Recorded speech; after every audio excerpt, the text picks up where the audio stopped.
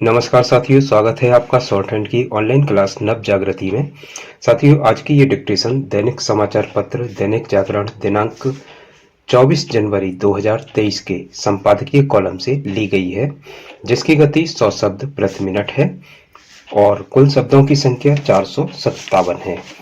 तो चलिए शुरू करते हैं।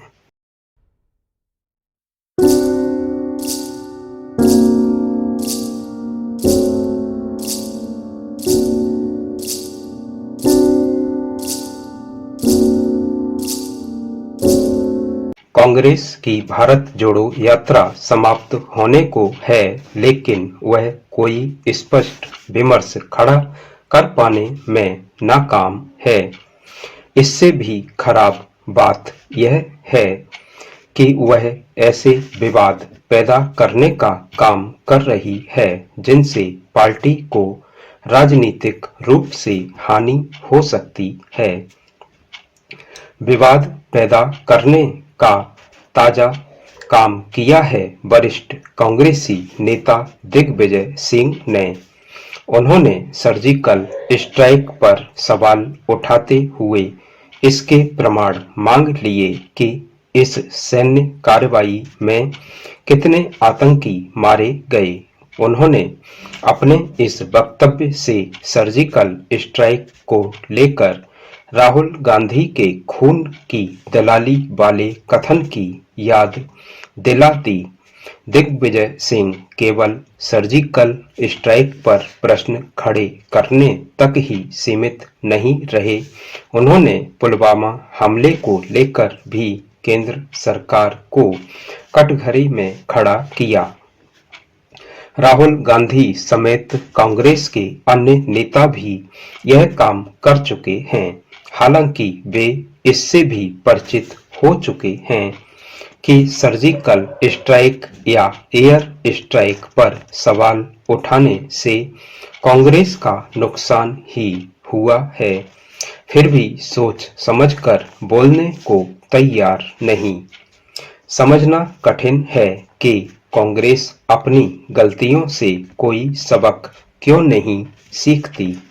जो अपनी गलतियों से सबक सीखने के बजाय उन्हें बार बार दोहराए, उसे और कुछ जो भी कहा जाए बुद्धिमान तो बिल्कुल भी नहीं कहा जा सकता।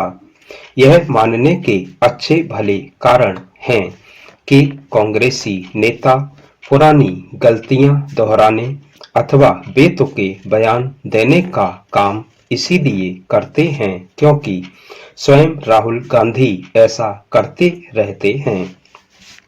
यह किसी से छिपा नहीं कि भारत जोड़ो यात्रा के दौरान उन्होंने अपने वही पुराने बयान दोहराए हैं जो वह पिछले 4-5 वर्षों से उठाते आ रहे हैं। कठिनाई यह है कि इस क्रम में वह ऐसे बेतुके सवाल करने में भी संकोच नहीं करते जिनसे उनकी और कांग्रेस की फजीयत ही होती है।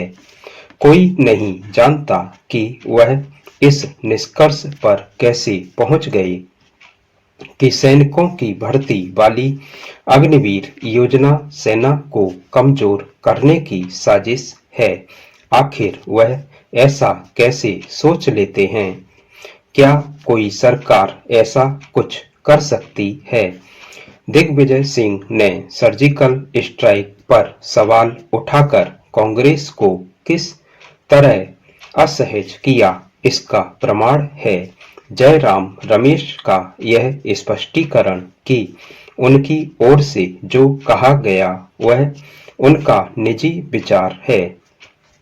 इसमें संदेह है कि दिग्विजय सिंह के बयान को उनका व्यक्तिगत कथन बताने से कांग्रेस संभावित राजनीतिक नुकसान से बच जाएगी अथवा यह सिद्ध करने में सक्षम हो जाएगी कि भारत जोड़ो यात्रा का एकमात्र उद्देश्य राष्ट्रीय एकता का संदेश देना है। आखिर सेना के शौर्य और उसकी क्षमता पर सवाल उठाने वाले राष्ट्रीय एकता का संदेश कैसे दे सकते हैं? कांग्रेस कुछ भी कहे, जनता को यही संदेश जा रहा है कि इस यात्रा का एकमात्र उद्देश्य केंद्र सरकार को नीचा दिखाना है। लगातार नया सीखने के लिए नवजागृति यूट्यूब चैनल को सब्सक्राइब करें, प्रेस करें बेल के आइकॉन को सबसे पहले नोटिफिकेशन पाने के लिए। वीडियो अच्छा लगे तो लाइक करें, दोस्तों के साथ शेयर करें। Thanks for watching.